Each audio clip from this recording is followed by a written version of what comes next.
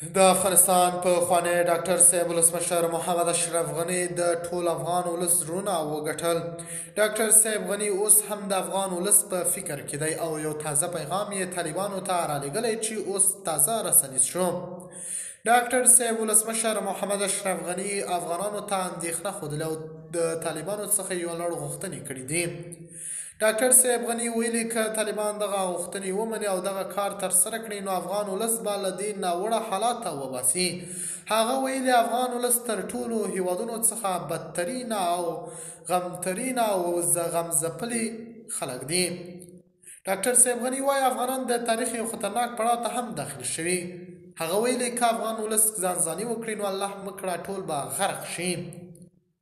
ډاکټر صاحب غني دا لومړی ځل دی چې پر افغان ولس او پر طالبانو په ګډه یو غږ ترسره کوي. د خرابات ټي وي چینل درنو لیدونکو سلام، ستړي مشئ، وخت مو بخیر. هیله لرم چې جوړ او روغ به یې. په سر کې یادونه کوم که خرابات ټي وي چینل مو نه وي سبسکرایب کړی، په درنښت سره خرابات ټي وي چینل سبسکرایب کړئ. د افغانستان پخوانی ولسمشر محمد اشرف غني ویلي افغانان د یو ملت په توګه د تاریخ له یو خورا خطرناک پړاوه تیریږي او په اوسنیو شرایطو کې ملي اجماع او د یو بل منلو ته سخته اړتیا لري. ډاکټر صاحب ولسمشر محمد اشرف غني په یو غږیز پیغام کې ویلي له ملي اجماع پرته له اوسنۍ وضعیته د وتلو بله لار نشته.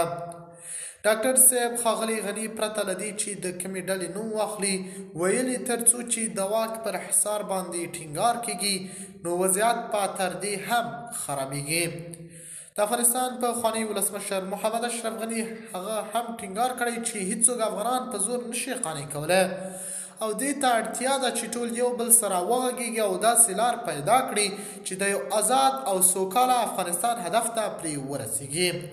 ډاکټر صاحب ښاغلي غني خپل غږیز وینا کې چې د پر فیسبوک پاڼه خپره شوي ویلي قدرت د خدمت وسیله ده. څوک چې نورو ته څاک کندي خپله ورلېږي. افغانان په یووالي له هر ډول ستونزو وتلي دي خو کله یې چې غرور کړی دی او یو بل مو نه دي منلي نظامونه مو نسکور شوي دي. که په ځانځاني ډول اقدام وکړو نو الله مکړه ټول به غرق شو، خو که په ګډه مخ ته لاړ شو نو رڼا ته رسېدلی شو. د باور ټي وي چینل درنو لیدونکو دا و زموږ ته دې مهال چمتو کړی خبر.